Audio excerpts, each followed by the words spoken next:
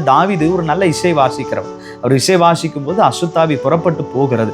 அப்படி என்றால் அந்த கரங்கள் இசை வாசிக்கிற கரங்கள், இசை வாசித்து கர்த்தரை ஆராதிக்கிற கரங்கள்.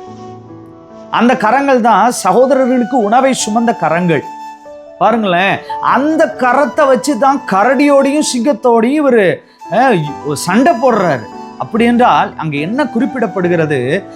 ஆராதிக்கிற கரங்களை உயர்த்தி அல்லது கர்த்தர் தனக்கு கொடுத்த கிருபை வரங்களை பயன்படுத்தி ஆராதிக்கிற நம்முடைய கரங்களுக்கு விரோதமாக எத்தனை யுத்தங்கள் வந்தாலும் கர்த்தர் சொல்லுகிறார், அந்நாளிலே அந்த ஆராதிக்கிற உன்னுடைய கரங்களை நான் தப்புவிப்பேன்.